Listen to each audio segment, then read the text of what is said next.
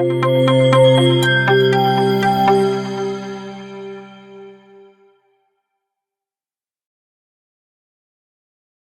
this vlog, we would like to deal with the implementation of Firebase in-app messaging in your Flutter application. So what is an in-app messaging and how is it useful for us in Flutter application? So for suppose you have implemented some new services, or just consider you have got some new offers in your application and you want to improve the user engagement in your application so that they can get to know all these new offers which you have added recently. Then you can just trigger an in-app message so that the users will get to know the latest offers. So in the in-app message will appear just like an alert dialog in your application.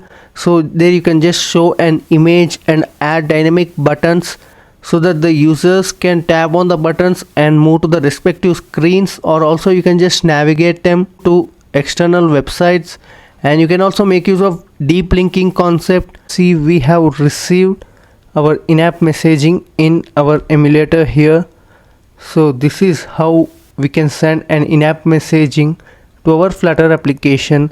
So now let's try to tap on the visit button so that it is asking us to open the website, and now our website is also being opened here.